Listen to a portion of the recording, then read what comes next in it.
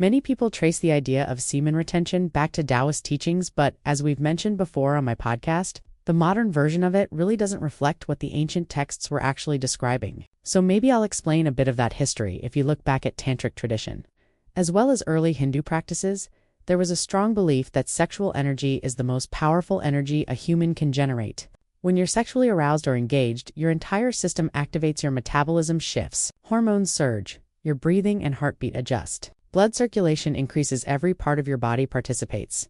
That level of full system activation is beyond what you'd experience even in intense physical activities like running a marathon. So the idea was that sexual energy is the highest and strongest form of inner energy.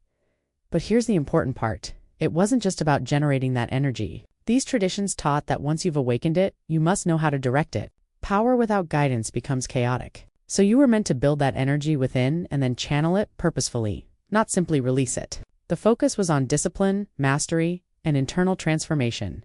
Unfortunately, people today latch onto fragments of the concept and turn it into semen retention means don't masturbate. But the original teachings were never purely about withholding ejaculation. They were about awareness, internal control, and harnessing powerful states of being. You can even see the philosophy embodied in ancient Indian temples, like the Konark Sun Temple in Orissa on the eastern coast, or the Khajuraho temples in central India. The outer walls are filled with erotic carvings. Many modern interpreters say the erotic art is outside because you're meant to leave desires behind before entering, but that's not the real intent. These images were meant to stir inner passion and energy. The idea was that you cannot approach the divine with a lifeless, emotionless heart. Deep spiritual connection requires intense feeling, intense longing, intense vitality. These practices were about awakening those internal fires and learning how to direct that energy towards self-realization and inner awakening. But nowadays, everyone hears a simplified version online, and suddenly they think they've mastered the teaching through secondhand explanation. People are chasing enlightenment through other people's interpretations, instead of genuine inner experience. Exactly, this was originally a spiritual practice, a path toward connecting with the divine. It wasn't about turning yourself into some hyper-masculine symbol of dominance or power. Today, you see guys online saying, "I stopped masturbating and now I'm successful and unstoppable."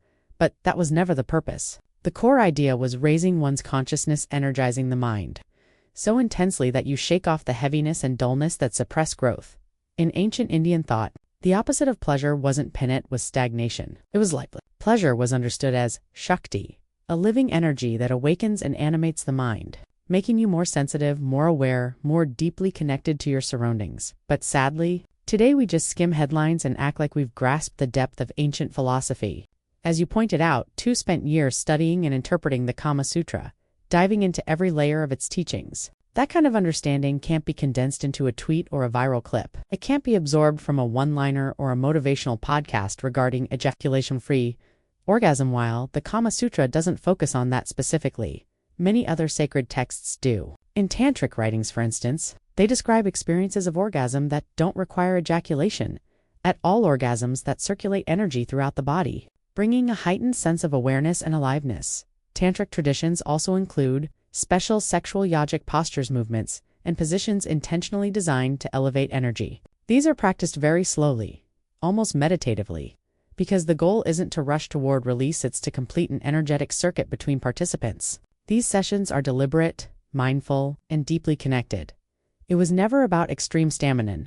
One was trying to have sex for 9 hours or hold off for 9 days. That modern exaggeration misses the point completely. In some of these traditional practices, couples would intentionally mirror each other's movements. If one partner lifted a hand, the other would lift theirs, creating a perfect symmetry. Even the slightest imbalance would shift the energy flow. So the goal was absolute harmony and neutral ground from which deeper connection could begin. It was essentially a meditative posture.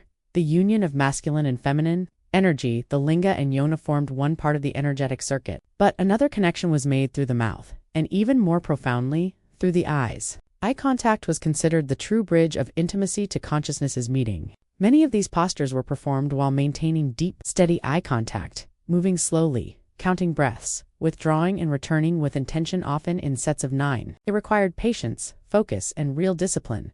It's genuinely remarkable and, honestly, quite beautiful how much purpose, awareness, and meaning were embedded in these practices. If people took the time to understand them as they were originally meant, not as surface-level sexuality, But as spiritual and energetic union would likely be a society with more joy, more connection, and less bitterness or aggression. You're right, the expression of sexual energy in a positive and mindful way can transform emotional states. There was a thinker named Wilhelm Reich, who died in the 1950s in the US, originally from Austria if I recall correctly. His life was unusual. He began as a committed Marxist, approached the movement sincerely, and basically told them, "Your political theory is interesting, but I think you're all severely sexually repressed." He basically told them, "You all need more enjoyable sex in your lives." They kicked him out.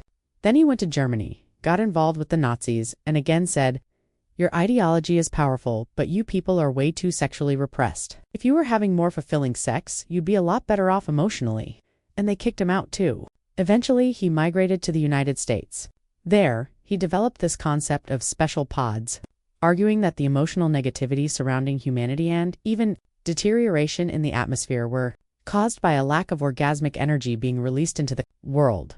There's even a Woody Allen film, I can't recall the title, where he introduces these orgasmation pods. People would sit inside, experience an orgasm, and supposedly that energy would be released into the environment.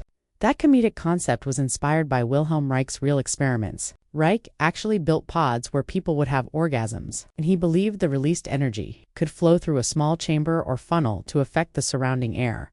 His ideas attracted a surprising number of well-known followers, and people bought these devices. But eventually he ran into legal trouble in the US because he claimed that sufficient orgasmic energy could cure diseases like cancer. Authorities shut him down, partly because that threatened conventional medical business interests. He ended up in prison and died there at a relatively young age. That whole history is wild now.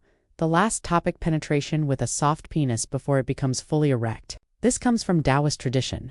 Why do it? Well, first, it introduces novelty, new experiences, prevent routine from dulling sexual connection. But there's also another benefit. It removes the psychological pressure of performance anxiety of thinking, "I have to be fully hard right now." Starting soft encourages a slower buildup. You're almost required to engage in deeper touch, communication, and gradual stimulation as the arousal increases. So instead of rushing, you give the body time to build the sexual charge organically. For many penis owners, once they're hard, they worry. If I slow down, I might lose the erection, and if I lose it, I might not get it back, and then I'll fail to perform. That fear makes them rush through the experience. They often rush through foreplay because they're anxious they'll lose their erection and won't be able to continue. This method actually works well for people dealing with erectile difficulties because it removes pressure and expectation. Even if the penis never becomes fully erect, both partners can still experience deep pleasure and satisfaction. The physical closeness, the sensations, and the emotional connection are all still there. If penetration brings him comfort or confidence, and extended foreplay brings her pleasure and joy, this approach meets both needs in a balanced way. Of course, there's a practical issue. You can't really use a standard male condom in this scenario. We often suggest using a female condom, since that can be inserted beforehand. But I'll be honest, female condoms can be tricky, awkward, and not particularly comfortable.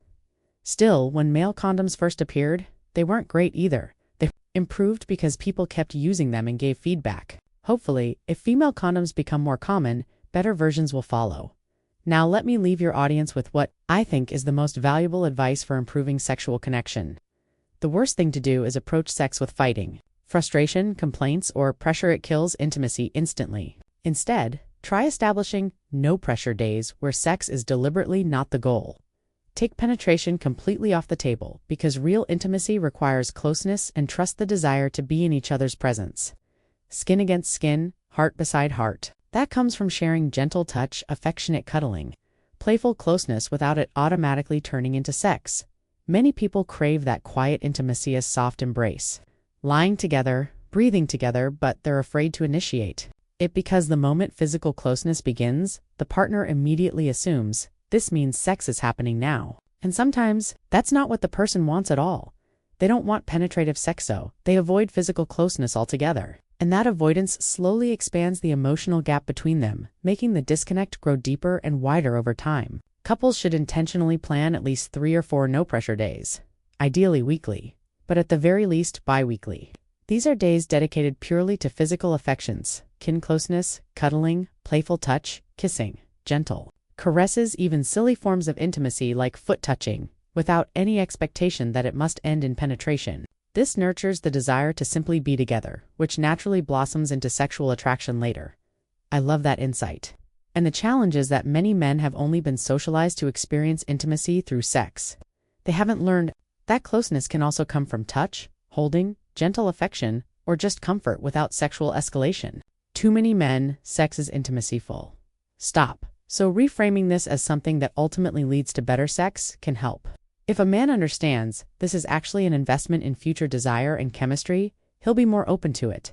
It brings back that electric anticipation from early dating, the stolen kisses, the build-up, the longing when you couldn't immediately disappear into a bedroom. You had to wait. You had to build tension. And that anticipation was intoxicating.